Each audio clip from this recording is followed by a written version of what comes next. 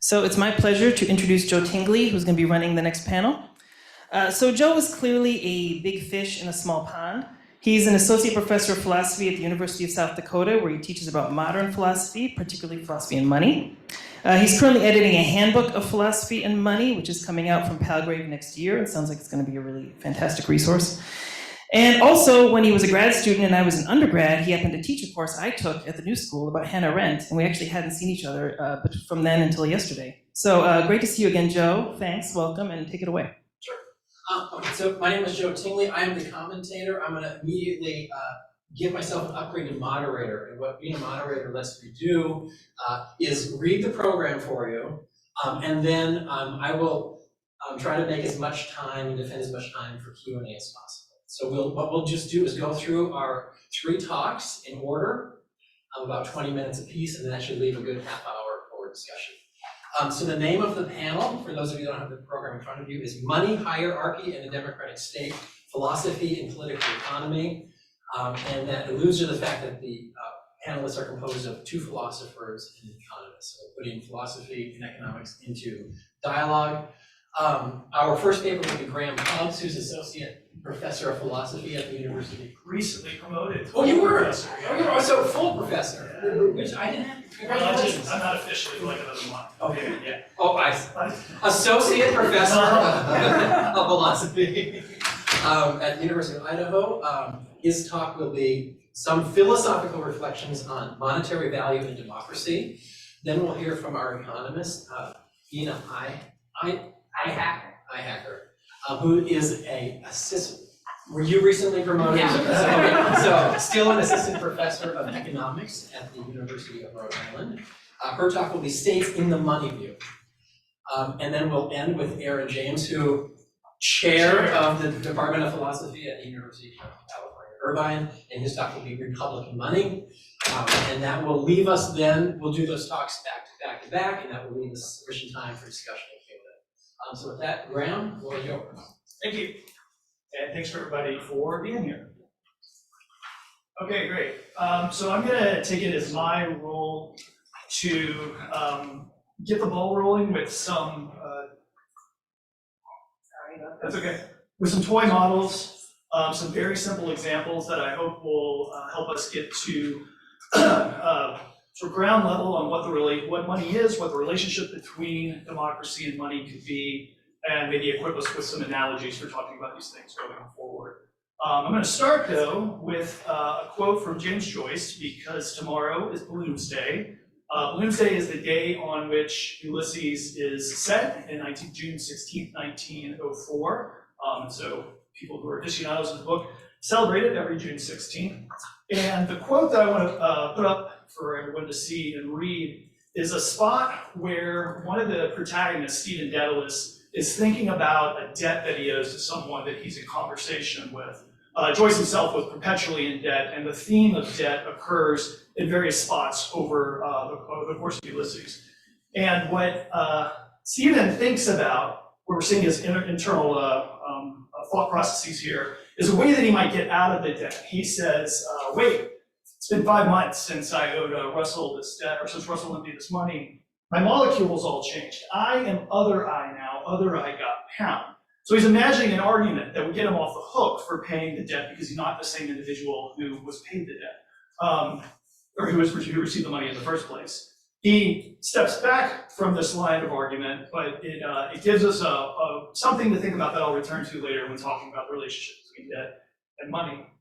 Okay, and so in thinking about the relationship between debt and money, we land on the way in which the dispute over the ontology of money played itself out over the course of the 20th century. And that is between 2 competing views, one known as the commodity theory of money, the other known as either the credit theory of money or chartalism or cartalism. The text that I've got up on the board is from Jeffrey Ingen's 2004 The Nature of Money, where Ingham gets the ball going by leaning on Schumpeter as the font from which the theoretical space of the debate was carved. And so he's got this quote from a 1934 Schumpeter paper: there's only 2 theories of money which deserve the name, the commodity theory on the one hand and the claim theory. So it's yet another name for the credit theory or chartalism. So I'm not going to talk at all about the commodity theory. What I want to do is I want to explore what chartalism is. And in Schumpeter's History of Economic Analysis, he gives us a way of thinking about chartalism that is potentially unhelpful. In saying that there are only two theories deserving of the name, one way that Schumpeter logically gets that claim for free in the History of Economic Analysis is he simply defines the credit theory or chartalism as the negation of the commodity theory.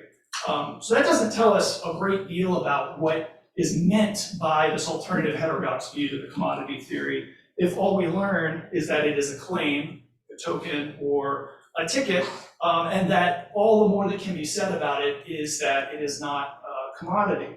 So the negative characterization that Schumpeter gives there is basically saying the standard view of money that one gets from Aristotle's Politics, or from Locke's Second Treatise, or from Wealth of Nations, or anything the Austrians said, not that. But we can say more than that, I think. First off, again, the name chartalism, the charta part of chartalism, comes from Knapp's state theory of money. So Knapp had a more specific view about what the charta in question, where again, charta is just a Latin for ticket or token, what they were and how they, what it would take for them to function as money. And what I want to do here, one of the things that I really want to do in this talk is emphasize that there are at least two different ways of thinking about these charta, and the distinction that I want to draw is a distinction based on what their source of value is. So Tassan opened this conference just a little while ago saying that we should not think of money as a mirror of value. And I agree, but I still think that we can draw the distinction between the two kinds of charta that I'm after, and in general, theorizing about money, by thinking about what's the source of the value. That's the philosophical or ontological question we're asking. What is the nature of money? What is the essence of money? When we use words like that. What we're really asking is, where does the value come from? The view that Knapp advocated for, I think, lands the value of money and it's being redeemable to pay off some hierarchical figure who has set the need for the money to come back to them. So the value of the charta is determined by the hierarchical power of whoever creates it. Let's call this view hierarchical chartalism. The alternative view, I'm going to call egalitarian chartalism. And the value of charta on this view is determined by the promises and debts that are created against an egalitarian and not hierarchical background. So let's call this view emergent chartalism, since the money in this arrangement, or the charta in this arrangement, their status as anything money-like, would emerge out of a non-hierarchical process. Okay, so now for the toy models for each of these two kinds of chartalism. The first will be familiar to many participants at this conference, which is articulated in chapter 1 of Kelton's The Deficit Myth. It's a story that she tells about how Warren Mosler gets his kids to do chores instead of simply writing down a list of chores and telling them that they have to do them, they do the threat of punishment. What Mosler does instead is that he sets a business card tax. The kids at the end of every month have to pay him business cards in order to maintain whatever privileges they have or avoid whatever punishments that he sets if they don't pay the cards back, which means in turn that they need to get his business cards somehow. And how do they get the business cards? They get the business cards by doing chores that have some sort of payment value being paid out in business cards and as a consequence of having done the chores. In this story, the charta are the business cards. These are the credits, these are the tokens that have some kind of value. And the value that they have is grounded in the monthly tax that Mosler sets. All right, the alternate view is another story that I expect will be familiar to many participants at this conference. And it comes from Ennis's retelling of Adam Smith's famous story of the butcher and the baker and the brewer in The Wealth of Nations. This is in Ennis's 1913, What is Money? So, standard story about the butcher, the baker, and the brewer from Adam Smith is that the butcher wants pie from the baker, baker doesn't want the meat. We don't have the double coincidence of wants, and so no transaction happens. How do we ameliorate this inconvenience? Some commodity emerges as desirable to all that can then circulate as a medium of exchange and then move things along more quickly than if we're relying upon simple barter in order to move goods through a community. And Innes in that paper says, if you're thinking about a community that has any level, maybe not any level, but a non-surprising level of trust amongst the members of the community, there are other ways to solve this problem of the movement of goods. Our butcher may say to the baker, all right, look, you don't want any meat today, but maybe you want some meat later. So I'm going to give you this a McMahon-sized token saying redeemable for one ribeye steak, and you bring it back to me whenever you want. Will you take that, even if you don't want the meat right now? Baker says, sure, I'll take it, and then gives the pie over to the butcher. Now, if later on in the day, the baker has had a long work day and could really use a beer, and goes to the brewer and says, do you want some pie? And the brewer says, I'm having a big party tonight, I don't really need any pie, we're gonna be drinking a lot, the last thing we need is more sugar. But you know, I've only got this one sausage right here, I really could use more meat. Baker might say, you're in luck. How about I go ahead and give you this IOU, you can go back to the butcher and get the ribeye steak that it's worth, and then I'll go ahead and give you the beer. Here, the charter in question, the charter in question, I guess, obviously, is the IOU that is circulating and allowing the goods to move through the community.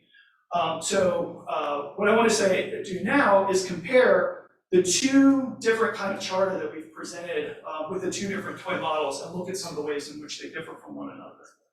So in the Mosler story, the charter of the business cards, their value again is grounded in his authority, and their use is to satisfy demands imposed upon the creator, which are made legitimate by his standing as an ongoing authority.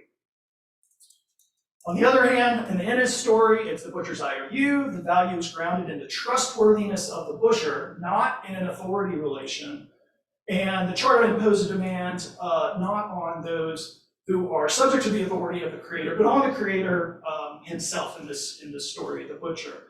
So they're made legitimate by whatever in the community legitimates promises or agreements. Okay, at this point, I want to come back to Joyce to make a point, and that has to do with the use of the term debt to describe both of these kinds of charter that one will find in Talk About Money. It's a common way of describing money amongst, I think, those at this conference to say that money is debt. But I think if we try to use the term debt to pick out both of these kinds of charter, we're going to miss all kinds of things that are importantly different about them. Remember again that Stephen's idea where he's trying to get out of his debt by imagining himself not to be the same individual as he was when Russell lent him the money. This sort of argument, for it to succeed as an identity of personhood argument, would serve Innes as butcher, right? Here I'm meaning to evoke Minsky's idea that anyone can make money. The problem is getting it accepted. So the trick that the butcher needs to do in order to get his charter accepted is to convince others that he's good in the future for the obligation that he undertakes now.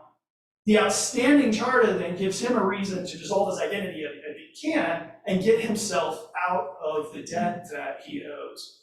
As an aside, I think that this is in Hobbes's Leviathan, when Hobbes says that all promises made in the state of nature are not real promises, they're void immediately. What Hobbes is thinking is that given the opportunity to escape the obligations one takes on the promise, one will, unless there's some sort of outside authority that comes in to make one keep them. So if this is the source of money, then dissolving one's identity to get out from underneath the debt would make some sense.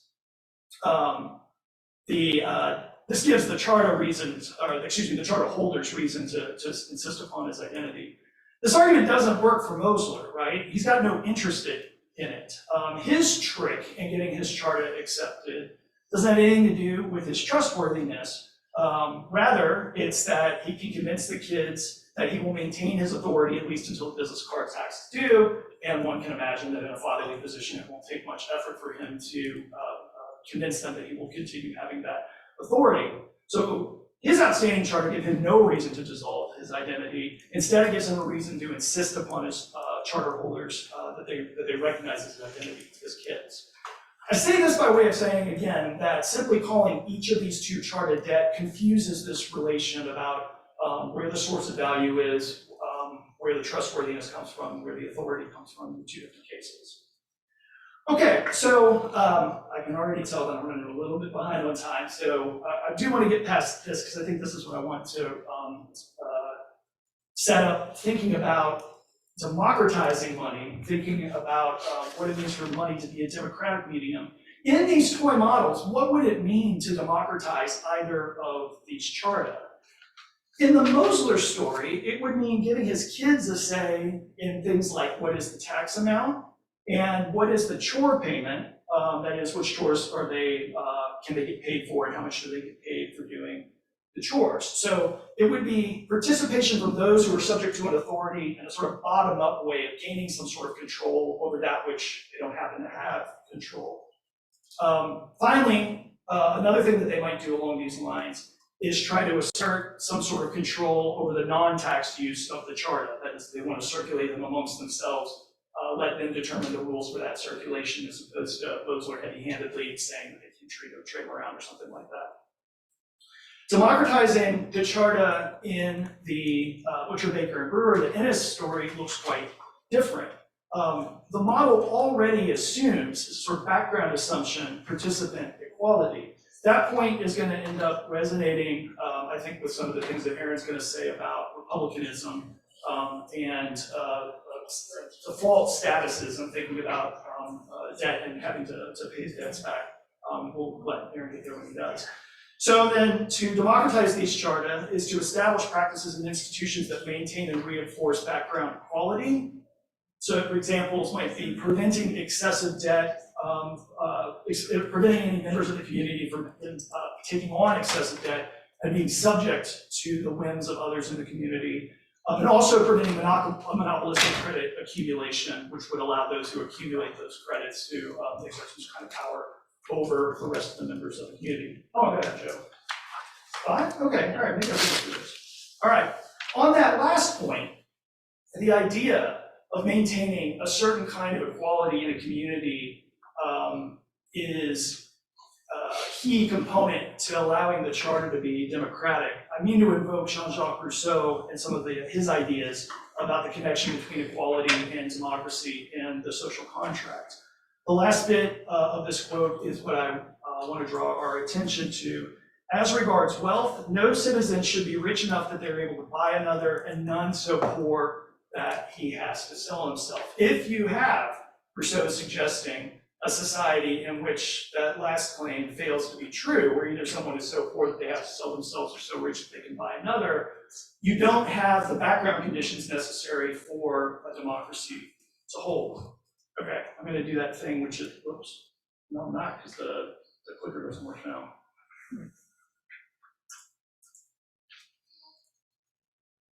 Okay, I think I'm doing it, yeah.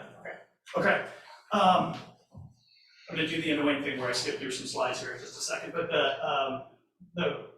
the slide that has just come up indicates that the reading of Rousseau that I'm drawing upon comes from Joshua Cohen's Rousseau, a free community of equals. And what I like about Cohen's reading of Rousseau is that he locates the Republican ideal of non-domination as a constitutive element of democracy. It's not something that could be tacked on or added on from the outside, but if we were to have a social arrangement that counts as democracy, there have to be certain kinds of non-domination internal to the social arrangements. And those are both at the level of the citizens with respect to the government and the citizens with respect to one another. There can't be domination at either of those two levels, or else you don't have the right ingredients for democratic self-maintenance. So this is the annoying skip part. Okay, so then if we think then about not our, toy models, but instead about using them as a way of thinking through hierarchical charta in our world, such as those that are emitted by the Treasury and the Fed, then, and we try to use this way of thinking through things to ask what would it mean to democratize these kind of charta with the Mosler example in the background, one straightforward analog would be to give people direct or representative control over the emission of the charter. If we think that that's not a great idea, that we don't want the Fed or the Treasury run by Congress or by direct democracy, that we do want some kind of technical expertise involved in emitting them, in that case, we've got a challenge, which is how do we ensure that the way that the charter are emitted don't leave any of the people so poor that they have to sell themselves to one another. And that might suggest perhaps a universal basic income. It could suggest something that I think Aaron's going to talk about, which is letting credit be emitted from the central bank so that people can have direct access to the kinds of credit that the Fed can emit. But at any rate, what it means to democratize these charter, I'm suggesting, can be simply that it allows for non-dominating relationships, either between the individuals and the members of the government or between themselves. On the other hand, if we're thinking now about the Innes model and what its analog would be in our lives, I think it's private banks, which are supposed to be, have some sort of equal standing under the law as the other citizens that happen to exist in a polity. So how do we achieve the non-domination goal in this case? Well, prevent private institutions from being rich enough to buy others. A corollary to this, I think, is to prevent private banks from becoming producers of hierarchical charta. If the private banks themselves have the kind of authority that is only appropriate for a government to have, then we've broken the non-domination relations that need to be in place in order for a democracy to be a democracy. Or constrain those banks by the means appropriate for hierarchical institutions. Recognize that they are hierarchical, we can't get away from it, and so then subject them to the same kinds of constraints that we would want to subject the government to.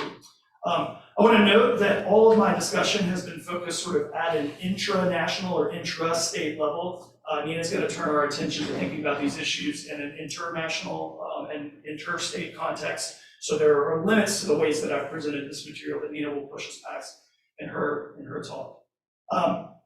Last point on Joyce to wrap up my talk, and then I'll hand the reins over to Nina. It's remarkable that in a book that aspired to cover all of the world, and in which Joyce does talk a decent bit about debts, he doesn't say anything about the nature of money. He doesn't really speculate on where the value of money comes from in any sort of serious way. He certainly doesn't entertain the idea of any sort of chartalism, which maybe we can forgive him for. He's writing the book in the teens. It's supposed to be set in 1904. These ideas are brand new and would not have been known even to someone as well-read as Joyce. The closest that we get is this reflection of Bloom, the other protagonist of the book, thinking about how you could just rip up a check and destroy, hundreds of pounds. What's the value of this check he's thinking about? Well, the person who purportedly destroyed this check was one of the two brothers who owned the Guinness Brewery. So it shows you that money is made of porter. So there we go. All right, on to Nina.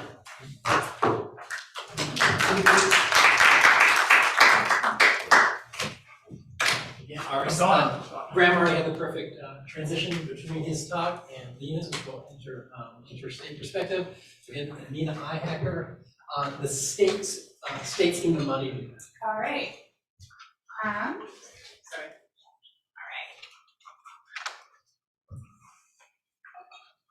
All right. I'm going to apologize in advance. I've got a lot of ugly text-filled slides, which is not, which following Graham's with the fun visuals, I am a little sorry about. So, hi everyone, it's good to be here.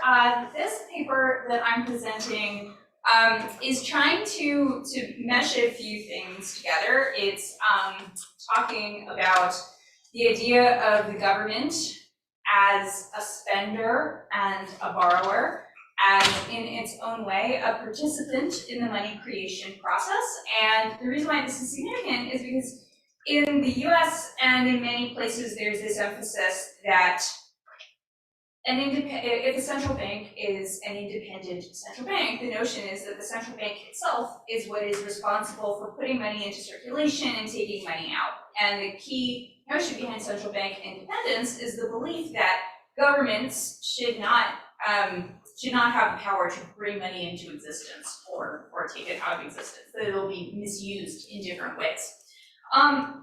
So what this work is trying to do is think about the ways in which there's actually more flux between the two, how there's sort of a spectrum between the different spenders and so on, and trying to make sense of that in different broadly post-Keynesian economic frameworks. So where this project comes from, it has sprung out of work that I've done looking at international finance between countries with different economic standing in the world. I wrote my dissertation about the Eurozone, the financial crisis in the Eurozone, where there was a very different fate for countries that were poorer, that experienced big financial crises, that did not have access to relief programs by the Federal Reserve, while banks in Europe's core, which have been more prone to acting in risky ways, acquiring subprime mortgage-backed assets and so on, had ample access to liquidity provision by the Federal Reserve. And this, I argue in other work, played a big role in dictating the different circumstances under which countries like Ireland, Spain, Portugal, Greece entered crisis, were forced to undergo austerity measures and so on in order to qualify for aid, while countries that had engaged in far riskier financial behavior, Germany, France, and others, were not subjected to such. So why might that have been the case? It's also come up with this idea, like, why is it easier for the US to pass big spending bills that assume private creditors will purchase its debt? The US has trillions of dollars of outstanding debt. A lot of the US's current obligations go to financing the debt. Why is the US government so confident that people will purchase its debt?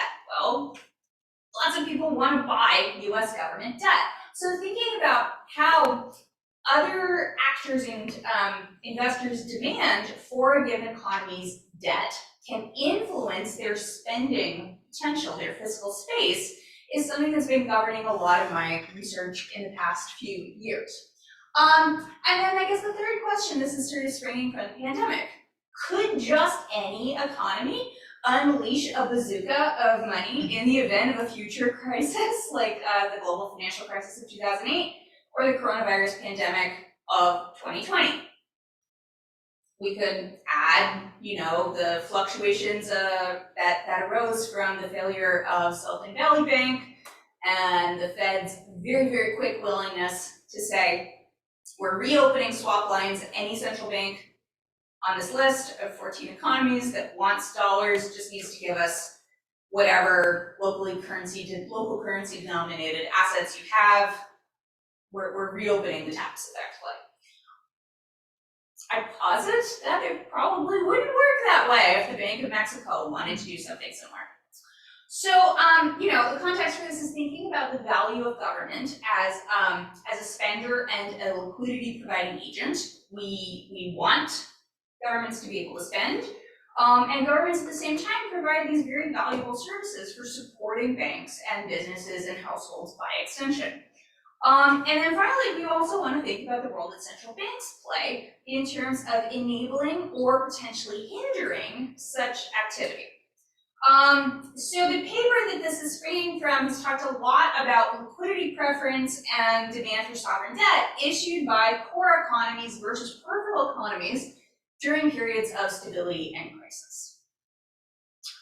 Like I said, we see this divided outcome where core economies that issue more liquid sovereign debt have the ability to, in practice, spend more, incur larger deficits, and so on. And what we see is that in moments of changing liquidity preference, like the failure of a few major regionally important banks, or the spread of a disease that is causing work stoppages and so on, like, who fills in those moments? Well, in the US and the world in 2020, governments and central banks played a big role in terms of stepping in and navigating the liquidity preference that increased worldwide in that moment.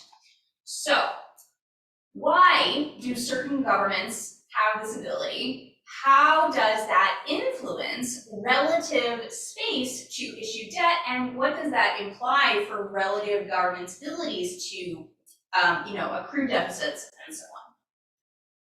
So, I argue that government spending, like private sector spending, can increase money in the economic system as a whole through the flow of funds that follows. So this springs directly from work by Perry Mehrling, what he calls the money view, this notion of the world as the economy, the global economy, as a series of interlocking balance sheets. My liabilities are someone else's assets. We can think about debt issued by the government creating an asset for someone who holds the bond, but we can also think about the government's spending, creating assets for other actors and institutions throughout the domestic or global economy.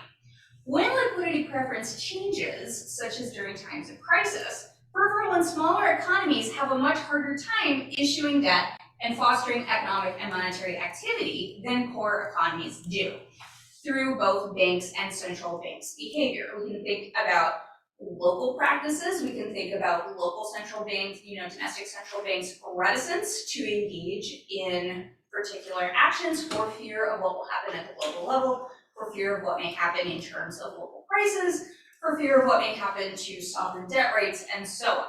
So what does this mean in practice? Okay, how am I doing that time? Okay, 10 minutes, okay. So I'm gonna briefly talk about Tracy Mott. So Tracy Mott was a post-Keynesian economist who's written a lot about liquidity preference and this sort of nexus of private sector instability, central bank activity, and government spending in different, in times of stability and in times of crisis.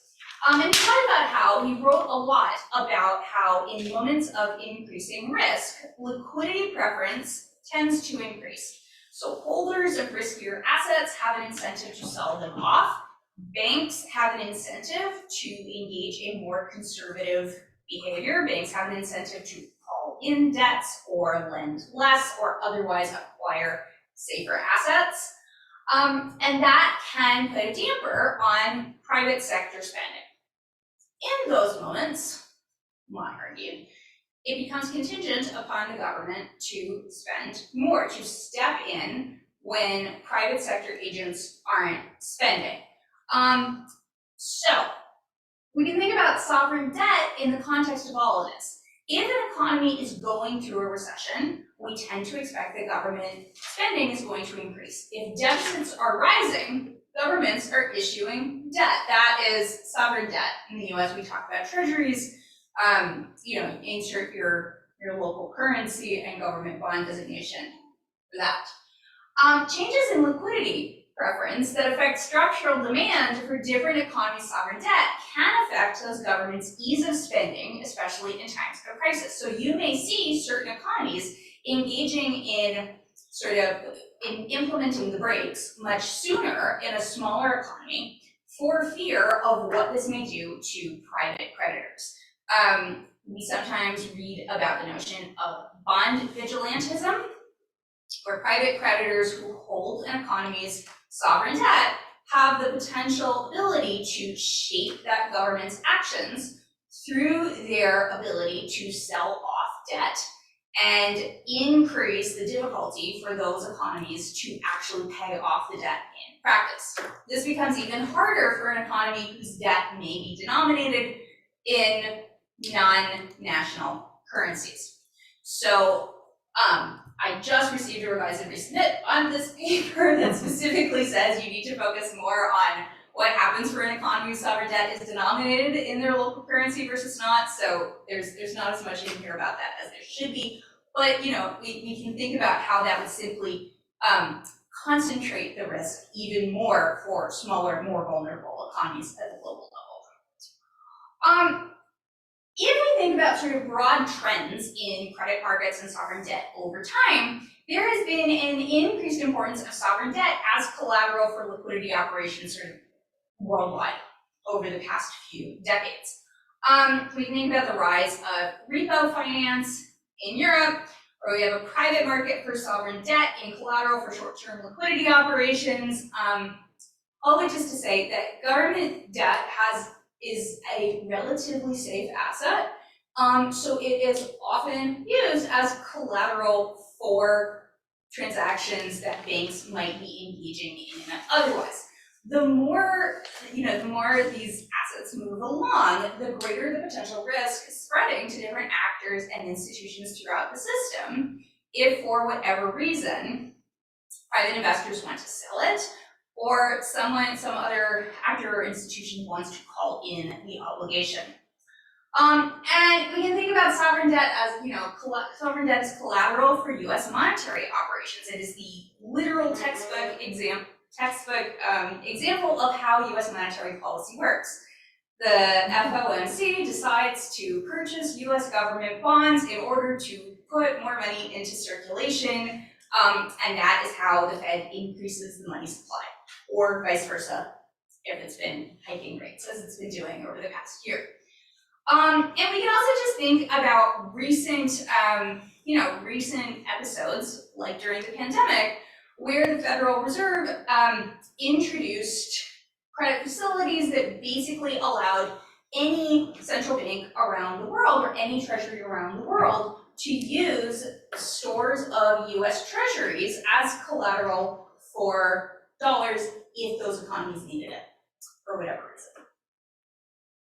How am I doing on time? 5+, okay. So this section of the paper gets into more technical, maybe more minutia about post-Keynesian theories of what the money supply looks like, and so on, and whether the money supply is upward sloping, whether it is horizontal, whether central banks are willing to simply put as much cash into circulation as is demanded, or whether there's some real or political constraint potentially shaping that activity.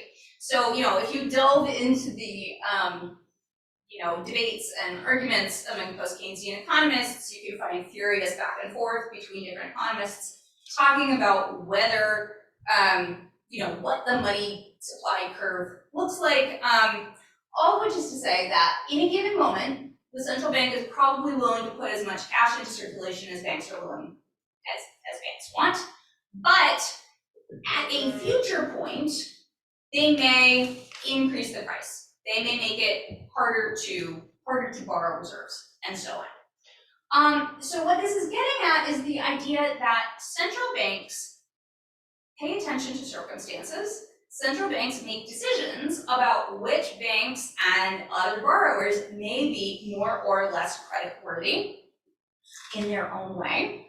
And that shows up in the relative costs that these different actors are likely to pay when it comes time to pay in those obligations. So whose sovereign debt is considered liquid or profitable has implications for how quickly economies may need to resort to support for their sovereign spending in times of trouble. If there's ample demand for your government's debt, there's little fear that your government is going to incur much higher costs of borrowing in the near term or in the medium term.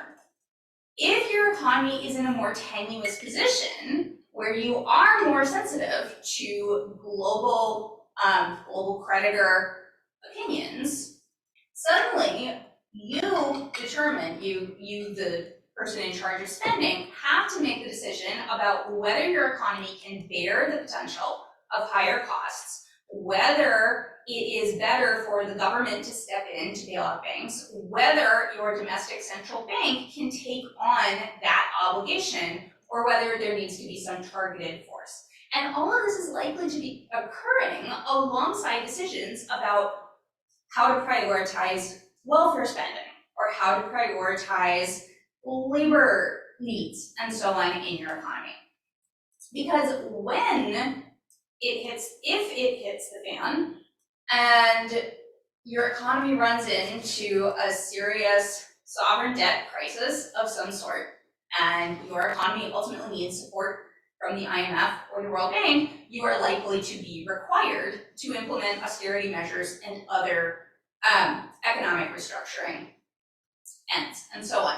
So I'm gonna skip over all of the balance sheets and stuff and just get to the key point here, which is that when we think about a core economy that has the ability to issue debt and freely place it, central banks aren't likely doing all of that much to support their domestic government's spending.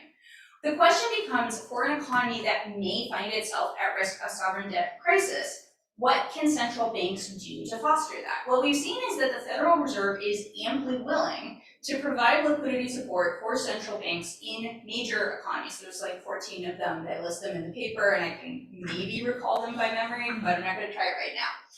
If you're a smaller economy, if you're a developing economy, if you're in the global periphery, you've been systematically blocked from these sorts of programs. And the alternatives in times of trouble are more arcane, they're harder to access, and so on.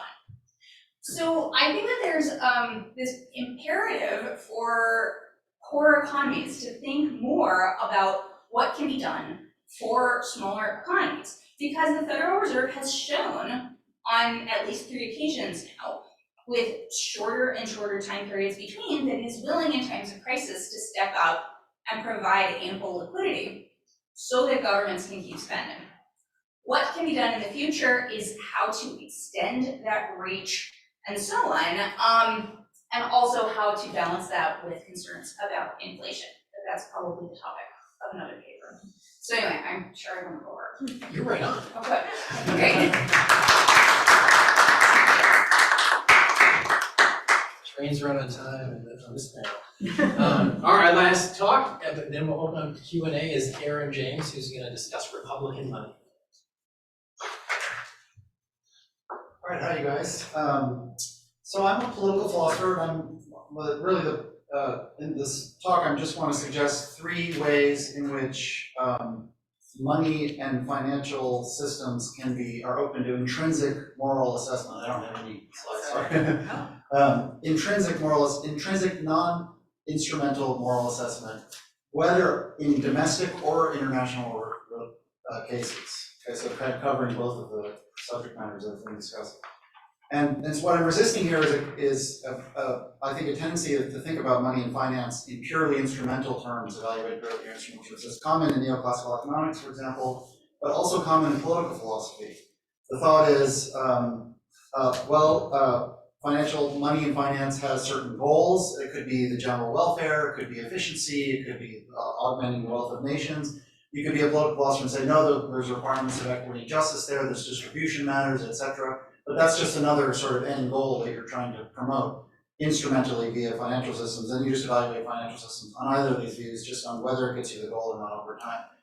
But so I think to move away from that, I think first we should characterize the nature of monetary and financial relationships in a certain way as in terms of hierarchical relations. And then you can think of, then I'll just outline some specific intrinsic moral reasons why you would care about the nature of those hierarchies, and then mitigate them with things like different forms of public banking, mitigator level hierarchy. So that's the rough idea. More specifically, I'm following Nina here in following Perry Maryling and thinking about money and financial relations as a matter of inherently hierarchical credit debt relations, or credit money hierarchies essentially. So that works domestically with the U.S. central bank, for example. Is that the apex of the domestic, also global credit money hierarchy. It has the best money, the best money there is, dollars, but then there's a lower level of the hierarchy down are private charter banks who are authorized to issue dollars that's not counterfeit when they create dollars and making loans. We're lower in the credit hierarchy because the banker IOUs count as money. Our personal IOUs don't count as money, but they might count as good credit or believable promises and stuff. They're still good promises, or they're not spendable the way money is. Now, but similarly, there are these further hierarchical relations that work further down a sort of set of hierarchical relations in the shadow banking system, and then also abroad with the Eurodollar markets, abroad with other foreign central banks, which are higher in the global hierarchy of credit, and because of swap lines with the Fed, for example. But then from there, you have the developing world, and there's central banks, each with their different monies, which each have their own credit profiles, different institutions with their own credit profiles. And so you can think of a sort of global hierarchy of credit money relations. Okay, and then now you can think of the alternative to that, just other than the way that we have things, as public banks, different forms of public banking reforms, as sort of mitigating, or not quite leveling, flattening, but mitigating hierarchical relationships. So, for example, I think in many countries, but certainly within the U.S., one thing we could do is have we could all bank directly with the central bank. So we'd all have accounts at the Fed. So the Fed could pay basic income grants as just credits created in those accounts. You could attach interest rates to those accounts, which it raises and lowers to influence spending and saving decisions. So it's like inherently, that's a way of leveling the hierarchy, because it displaces the role of the private chartered banks in creating money. Most money now that's created, most of the dollars that get created through private banks. But so it levels their play, it reduces their role and raises the citizens' role by them having free money as creditors in this position. But similarly, there's other things. Also with public investment banking, the public can have a much bigger role in the flow of money and credit towards investment for climate reasons or whatever. You don't have to coax finance into doing much, or you can crowd in private finance and monies to public ends. You can do that with a domestic national investment authority. You can do that with regional international banks, or have new balance sheets and facilities out there, or improve IMF or World Bank lending along these lines. So like enhance public banking, so to change the way that the credit money hierarchy works. Or similarly, you can change the way now the Fed is now at the peak of the credit money impacts. You can improve global central banking facilities, for example, with an SDR clearing union, and other facilities that might be built up out of the kind of instrumentalities that already exist. And that might sort of further reduce or limit the role of the Fed in this now preeminent way. So that's a way of limiting it, sort of mitigating its role in the hierarchy. So these are feasible, these are proposals that have been out there, they're feasible things that one can do. And now still the question is, why would you do them? What are the reasons? Well, one is just instrumental reasons. We just ask, will it promote greater welfare? Will it reduce poverty? Will it be efficient, or whatever standard you want? That's purely instrumental assessment. You can evaluate those proposals. Are there any intrinsic reasons to prefer some such public banking measure that mitigates hierarchical credit relation? Well, yes. Now I'm suggesting there are, and drawing from resources in political philosophy, both egalitarian and Republican, there are reasons to favor the public banking measure precisely because it mitigates credit money hierarchy. Okay, so now I just propose 3 such reasons, and I'll just elaborate some of them. But so the first one is just a basic egalitarian reason, a relational egalitarian reason, which just says that a social hierarchy is, as such, presumptively unjust unless you can give some compelling instrumental justification for it. Okay, so then that's the first one. The second one is an appeal to domination, which Graham already mentioned. Appeal to domination, so whenever credit money decisions are being made, that people have a claim against arbitrary treatment, arbitrary suggestions of the will of the banker, say, and that could be either a claim against agents or claims against systems that in effect dominate.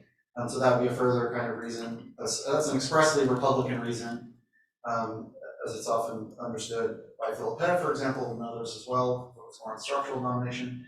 And then the third reason is also expressly Republican, but it's not focused as much by contemporary Republican thought, and that's thinking of money as a public thing, money as a res publica. And there's specifically, I think, the key idea there is to think of when there's a credit cooperative, so a group that relies on some trusted IOUs. If there's a party who's given the role, according to the privilege of being an issuer of those IOUs, i.e. a banker, having certain job there, then there's a right of the cooperative to both grant the right of the banker to issue those IOUs and also withdraw that right when trust is not withheld. Okay, so that idea applies in a broad way. So those are the three ideas. Those are the three kind of intrinsic bases of moral evaluation that I think can be applied both domestically and internationally at different sort of levels in the global hierarchy of credit money. So that's the big proposal. So how much time do I have left? 10 minutes. Okay, I'll just go through each of the three to illustrate how they plausibly how they apply within the framework I set. So the first thing is sort of fairly straightforward. It's just social hierarchies are presumptively unjust unless you can give a compelling instrumental justification in their favor. Now there is a little bit of an open question how that applies to credit money hierarchies, because you might think that sure there's in some sense natural non-unjust differences in credibility. Like Graham's IOUs just have a lot more. He's a much more trustworthy fellow than I am. And so he tells you, he gives you an IOU like I'll need to see you tomorrow. That means more, that's worth more. You might even be able to sell that IOU like to somebody else with a red agreement, but not mine. Like no one will do anything for my IOU to meet them tomorrow. So those natural differences might say aren't sort of intrinsically a matter of social justice or intrinsically unjust. They're natural differences. But I think that credit money works differently. It's different. It's very different when there's natural differences in credibility, but it's very different when, as many sort of legal scholarship has pointed out, is often credit money hierarchies are both coded in law and practice and carefully constructed. In fact, often entrench hierarchies of power, and then are highly consequential socially. So those are all sufficient conditions for something to be raise a question, to be sort of presumptively unjust on a relational egalitarian point of view. And now here the idea is that it's a fairly strong idea that if there is a way of mitigating a hierarchy, like for example, there's a way of going to public central banking to reduce the private chartered banker's role in issuing money and issuing the credit issuance, that blunts the hierarchy, public banking, then that's an intrinsically just move, unless you can give a compelling instrumental justification for continuing to rely on the private bankers and issuing their IOUs. Now that flips basically the presumption that we standardly operate with. The approach is like, well, you want to have central bank digital currency or accounts. Well, what problem are you trying to solve? The burden of justification is against it, and it's not just one reason which I grant, which is the devil we know, but there's the uncertainties. There's practical uncertainties of big changes, but oftentimes it's the assumption is that there's a sort of the presumed legitimacy of private issuance of money, and we would only move to public management of money if there was a compelling instrumental justification. If the private banking system is just totally incompetent or it's too unstable, you just sort of can't serve the public purpose. So that script gets reversed because the idea is no, there's a moral presumption in favor of the public banking measure to mitigate to raise the citizens' position in the hierarchy of credit, unless there's some further instrumental justification, which might be forthcoming. I'm not saying it's not, but that moral presumption, I think, potentially has a lot of force and a lot of context. And then it gives the moral intrinsic reasons sort of a central role, which can be balanced against or weighed against the instrumental considerations, but it's not just sidelined. It should be sort of have central place in the arguments about things. Okay, so that's just suggestively how the relational equality idea might apply. The role of domination might come in. That's the second issue I was suggesting we bring in here. One way it can bring in as an objection by bankers against state regulation on public banking, right? Sort of in the free banking tradition, which you get in Smith to some degree, you get in Hayek to some degree. And they're the idea that market discipline is sufficient for monetary discipline, and that's as well as best you can do for the public interest. And citizens then just have to live whatever the banking financial markets give up. But for states to step in and regulate banks, at least very significantly, let alone have a big role in issuing, managing money, that's itself to dominate bankers. So the Republican objection is the bankers' objection against public regulation. or public intervention. That's a Republican argument, but it's in one way it's that standard way that the argument works. Often just ignores and arbitrarily suppresses maybe the citizens' claim against domination by the banker, which would be mitigated by the state's role in regulating finance or creating at least a public option or something like a public bank. So, and if that claim, the claim of the citizens against the banker, is just as important, then you at least have a balancing, and you could have regulation and public option for that reason to balance those things. And you might also think it's the more weighty complaint. This is getting now a little more egalitarian. The citizens' claim is more weighty than the banker's complaint against state domination. And it's fairly straightforward to argue that these really are straightforward issues of domination, because you think about the citizen's claim. The citizen wants money, say asking for a loan from a bank. The banker just is going to decide whether to give the loan and create money from nothing, and that's just solely on their discretion. They can decide to give money to Graham and not to me, just because they feel like it, and that's arbitrary. Why isn't that just arbitrary treatment? Graham's now richer and I'm poorer for no good reason, and maybe there could be a racist reason too, or it could be all kinds of illegitimate reasons, and unless you have a regulation, some check on market discipline, you're not screening that. So claims of domination within markets against a purely private bank system should be very forceful, and government will have to both regulate this or create public money issuance alternatives to sort of reflect that claim. So there's a lot of room there, I think, for a more egalitarian, inflected appeal to domination to have a big role in shaping how we argue about finance. And also mention that if you're talking about public banking initiatives, if that's just a public option, it's still sort of indirectly regulating private bankers by sort of creating market competition with them, then that's not even open to the straightforward domination claims that they might make against our standard top-down regulation, right? So even there, the citizens claim to not be dominated by private bankers.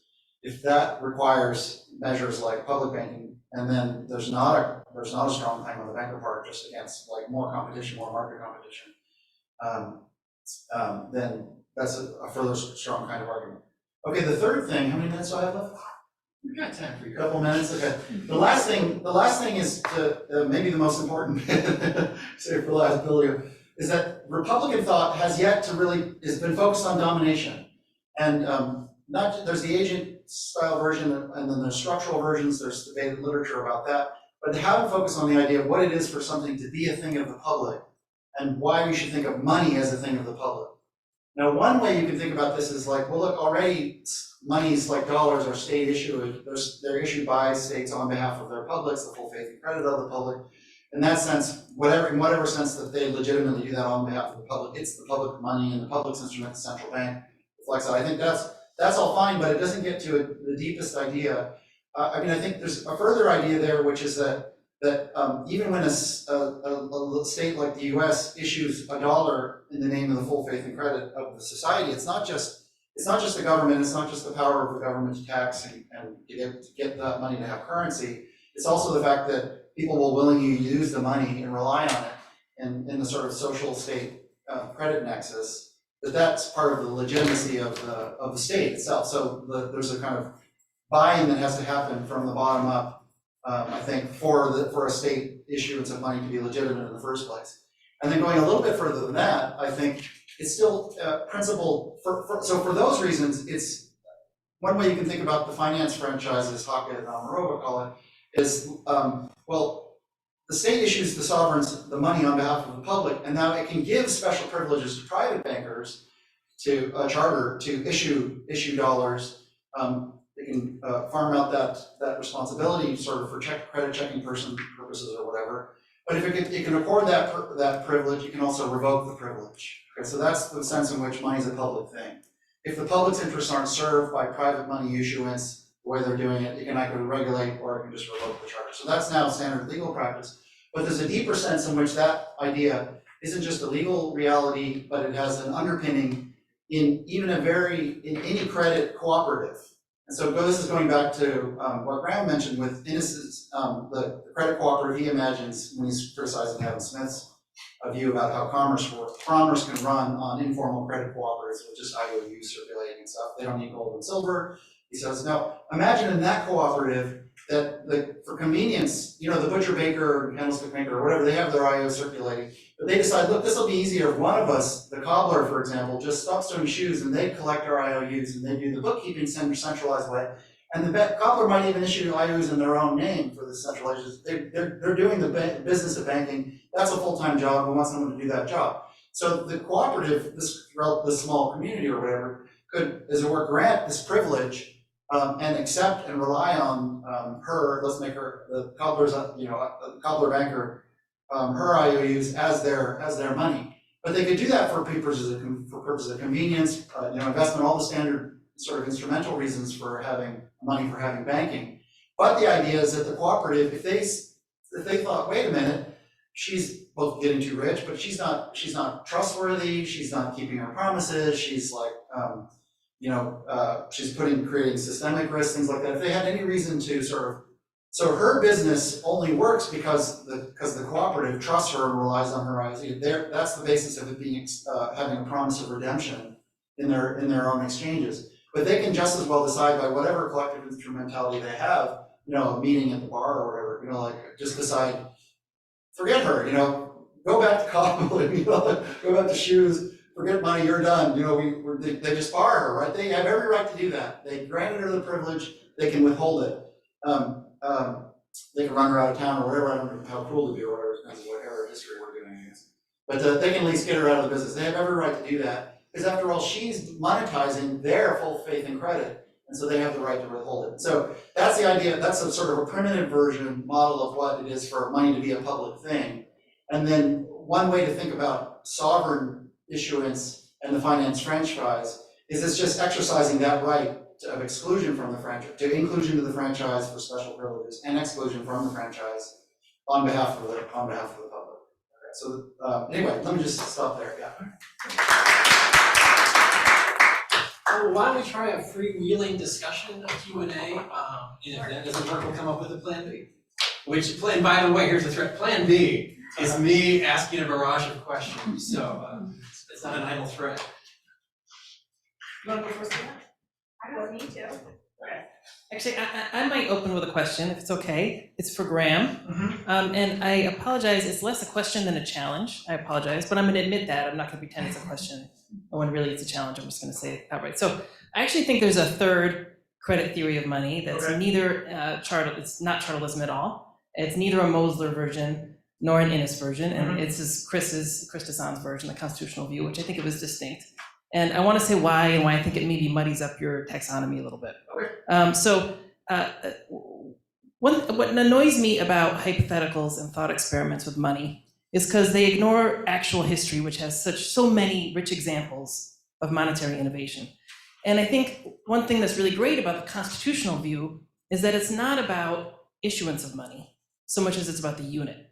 So as I understand Chris's approach, she starts with a stakeholder, not necessarily a state. And she starts, that stakeholder is anyone who regularly accepts payments. So a butcher is maybe not the best example, but maybe a general store in a settler community, maybe a landowner, maybe a state, right?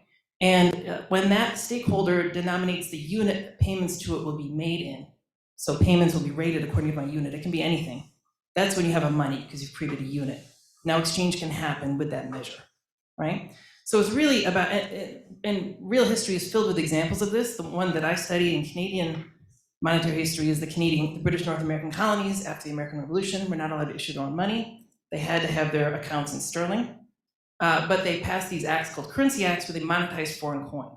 So French coin is worth this much sterling in our colony. British money was actually overrated, so a crown was worth more than a crown in the colonies. So they called it Halifax currency to distinguish it from actual British pounds. So they're not even issuing their money, right? But they're still creating a unit, and they're saying what's legal tender and what's payment of taxes in that unit, right? So I think the constitutional approach maybe opens up more nuance in terms of how money is democratized. And then a thing where I actually think it agrees with your conclusion and doesn't disagree with it is you were talking about how the nature of the debt matters. And I think that's absolutely right. And I think what the constitutional view says is the nature of the debt matters, also the nature of what you're monetizing matters. Monetizing Spanish money or French money or British money monetizing silver matters, monetizing paper matters, right? So the actual, it also brings physicality back into it in a way that I think a lot of MMT analysis overlooks, not all, but a lot. So I just wanted to pose that as maybe sort of a different credit view. It's a view that maybe wouldn't say money is always debt. It is for a certain type of analysis, but not all. And it might just make this exploration of how to make it democratic a little more complex. Yeah. Thanks. I think that's really helpful. So I didn't mean for the presentation that I gave to be an exhaustive accounts of all ways in which money could be credit. So adding a third one to the mix is helpful. What is different than what I've said is thinking about decoupling the source of value from the creator of the item itself. I appreciate that, and I can't see any reason why, other than table thumping, to insist that it has to be if you aren't creating it, it's not really money. That would be a silly thing to say. So thank you for that. I find that really helpful. I'd like to ask, in response though, why this view lends itself better to the democratization of money, like just again sticking with the toy example, which I take it is not merely a toy example, but one from history. If the general store is going to be able to have a sufficient degree of power, not merely to demand payment to itself in some particular sort of media, but that media then catches on for the community, I mean, that's an expression of a kind of power, and it seems subject to all of the worries that we've had about every other kind of money. So why would it be potentially better suited for democratizing money? Didn't mean to say it would be. Okay, Yeah, okay. yeah. Great. Thank you. I really appreciate that. Do I have to do the mic? Yeah, I don't think these mics in the roof are careful.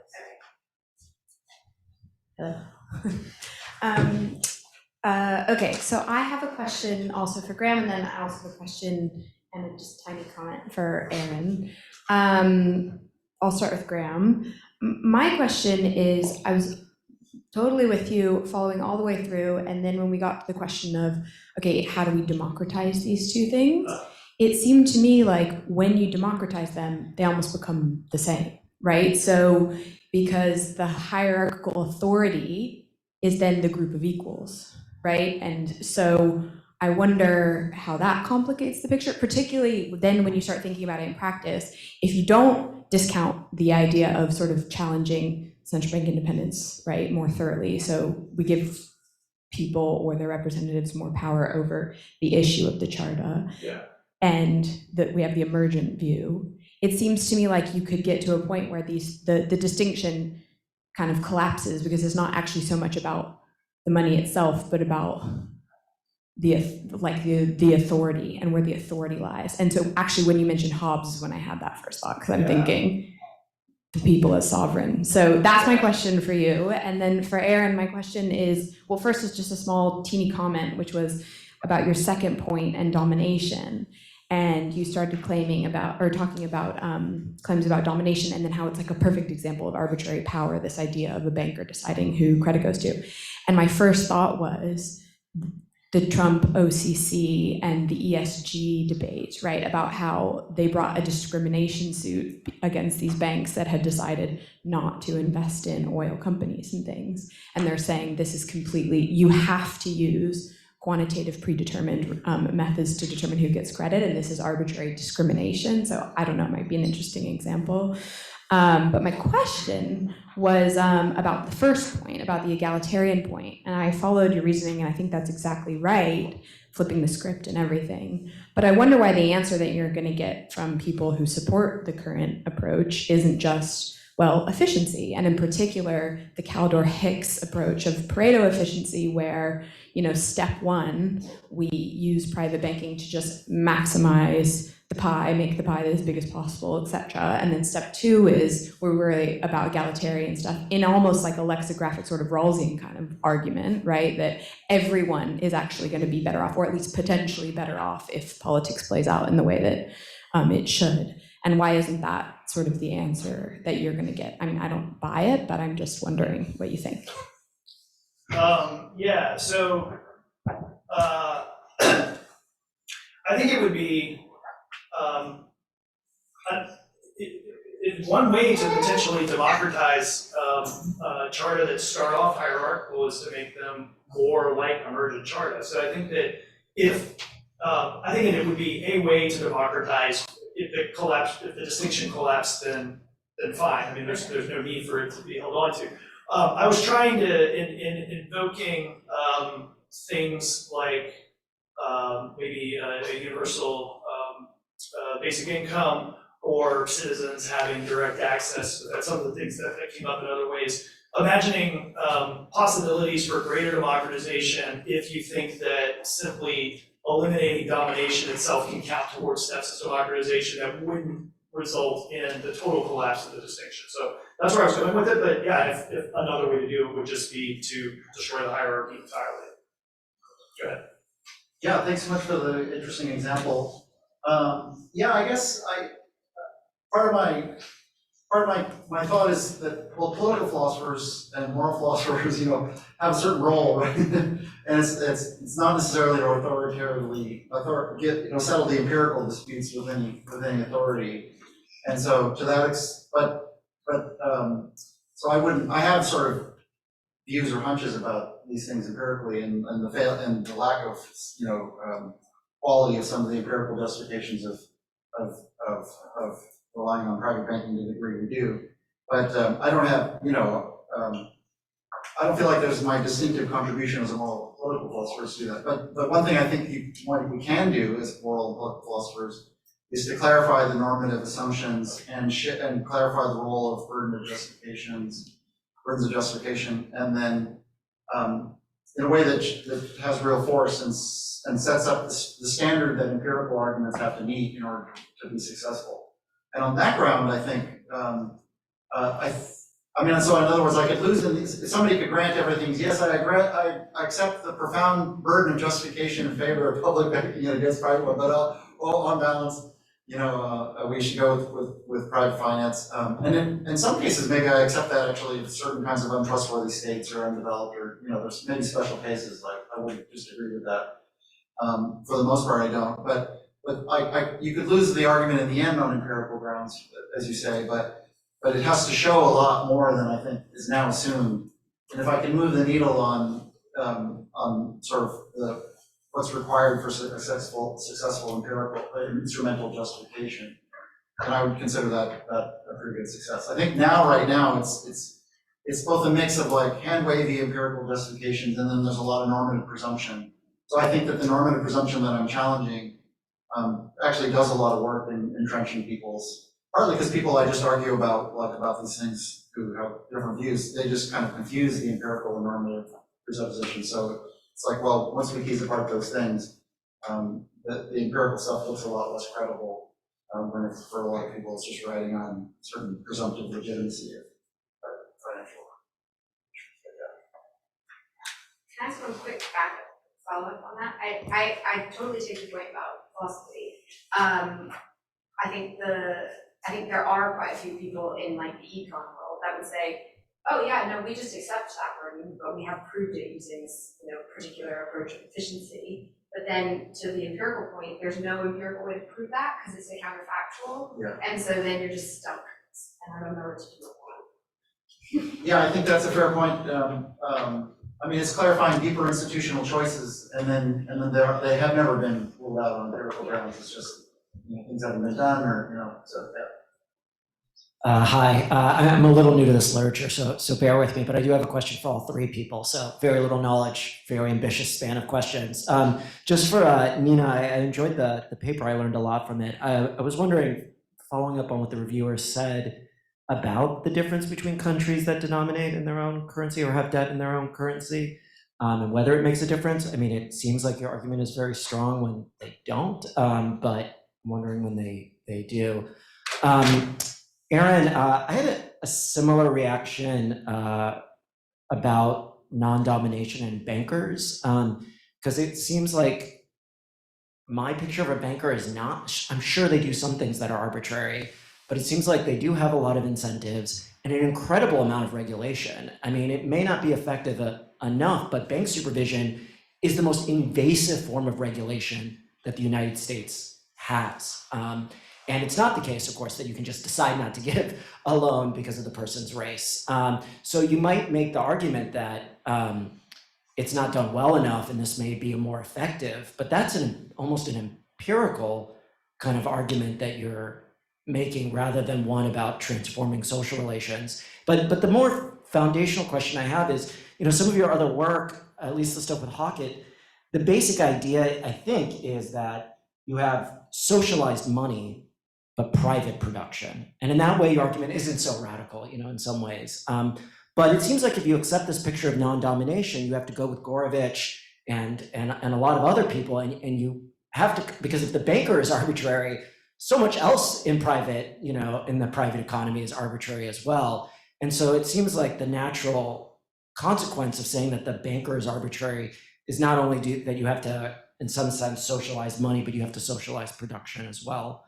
And then for Graham, I have kind of similar to what Dan brought up, which is that I get that it's important to tease it out, but it seems like in history, there are examples of both. In the Ingham book, I think he's doing Randall Ray, gives the example of colonization. They come in, they colonize a place, and they force them to pay in this currency, and that basically enslaves them to do work. And then we have lots of other examples, of course, of where money starts democratically. And so if the approach is to say, oh, there's like almost like the old social contract tradition, there's like a real story of where money comes from that really reveals the ontology of money, and therefore reveals how we have to democratize it, that seems wrong. It seems like we have different origins of money, and I'm not sure what that means about reasoning democratically in the future. If it raises the question of whether we should be really like Adam Smith,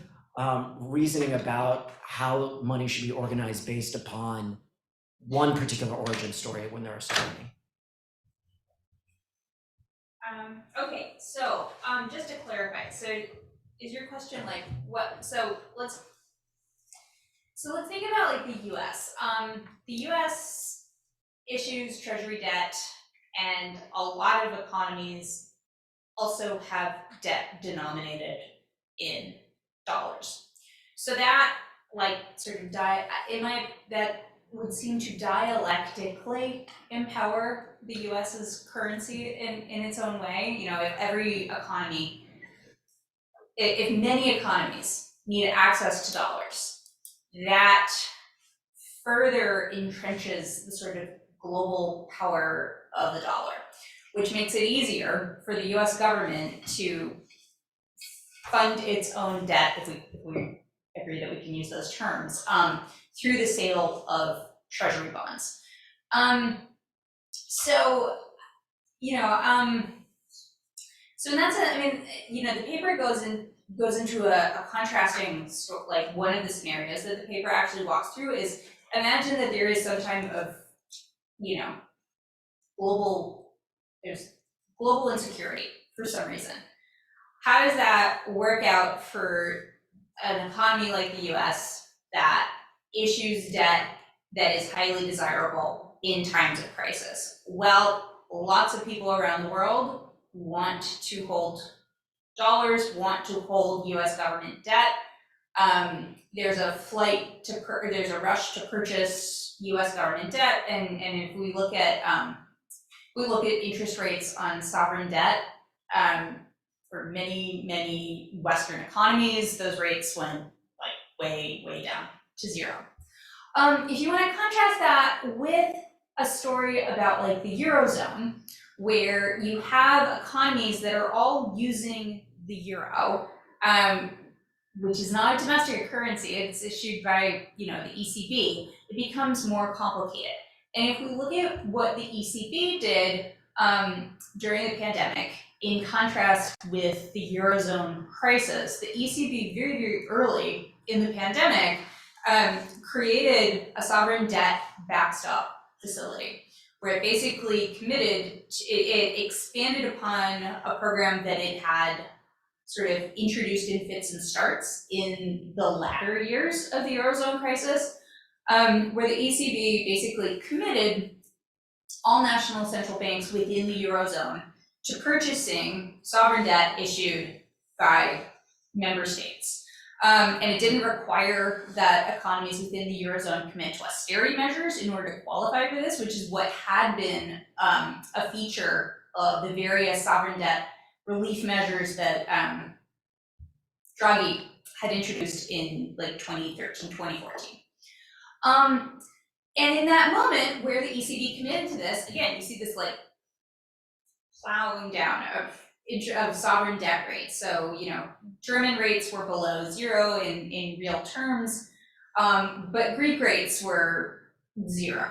Italian rates they weren't zero, but they were practically zero. And then when the ECB, when the global economy was seeming to emerge from the pandemic and everybody seemed to be going back to business as usual, and investors started to worry that the ECB wasn't going to continue this program, we started to see an increase in the sovereign debt rate as insecurity spread.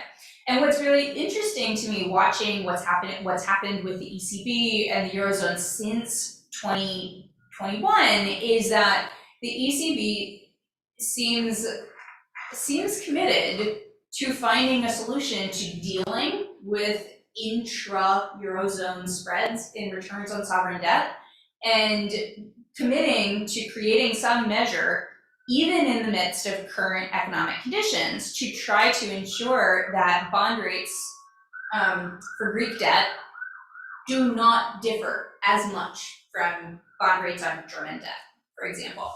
And then that is distinct from the case of a small developing nation that does not have a central bank that has the force on the global stage to intervene in that way. So those economies are more vulnerable.